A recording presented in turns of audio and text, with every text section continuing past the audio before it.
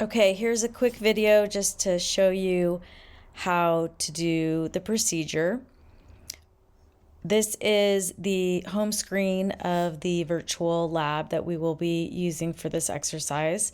You'll notice over here on the left-hand side is the text that was in the Canvas assignment that you just read. So you do not need to read through it again, but that is where it came from. The procedure is here as well, so you will be going ahead and following that. It says start with clicking a wave tile, read the information about the type of wave, including its frequency range. I'm going to show you how to do this, just start you off so it makes sense. So I'm going to click this first one. It says that it is infrared radiation, and it gives the frequency as well as the wavelength. Now what we need to do is pay attention to those things because it has some questions.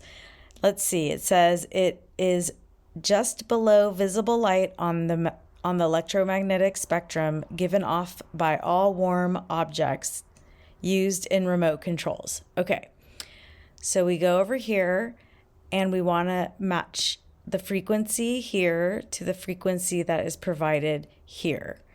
And when we just click on it, it changes the frequency.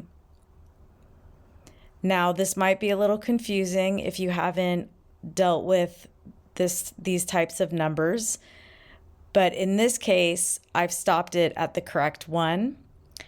10 to the 13 is between 10 to the 11 and 10 to the 14. I'm going to click match, and it gives the formula for calculating the wavelength. Luckily, we're not going to have to do that. We just click on that and it will tell us.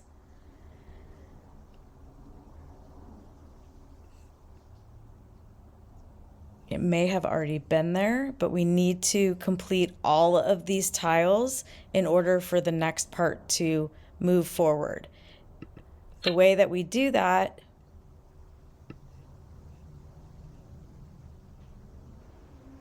is by completing the chart. So let's go ahead and try another one. The chart, when you open the table, I'm not sure if it did this on its own. Let's see if it's correct. So the frequency is 3 to 10 to the 11 to 4 to the 10 14th. So that means it's here. Let's see if our wavelength matches. 4.3 to 10 to the negative 6. Yes. So when I originally did this, I had to write it in myself. It seems that it just did it for me. So I'm going to try one more time, a different one, and we'll see if it does it again. So here I click on X-rays, and it shows the frequency.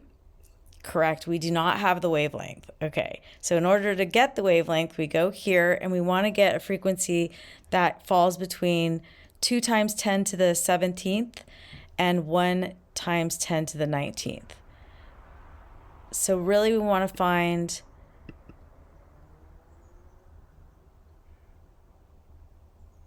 that one isn't going to do it because it's outside of our range. This one though works. So it gets interesting with the numbers here, but go ahead and try. I don't think you'll be marked down if you get it wrong, and I don't care if you get it wrong. I want you to play around and try things out. So here we are, we found the wavelength. Now let's open the table and see. See, it's not there.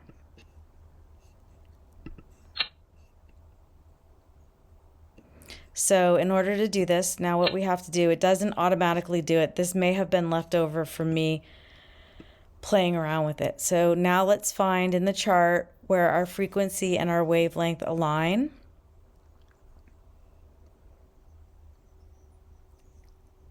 There's 3 to the 10, and then our wavelength is 1 to the 10 to the negative 10. Okay, so this is going to be, we're going to write X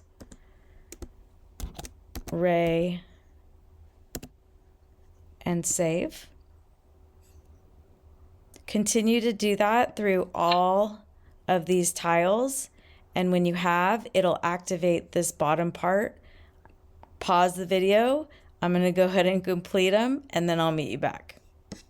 Okay, once you've completed all of the 7 tiles here, you'll notice the bottom part opens up and it's not grayed out anymore.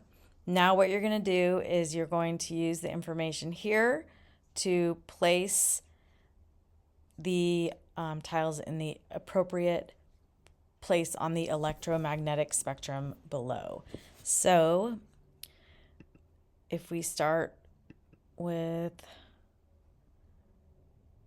infrared radiation, you'll notice down here that the frequency is here and wavelength is at the bottom, so you match those numbers up.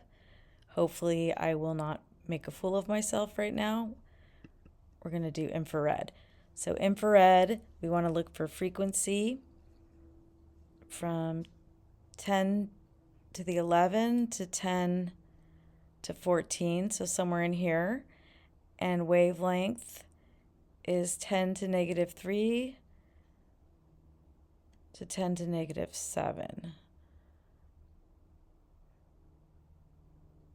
So let's see what happens if I try to put it right here.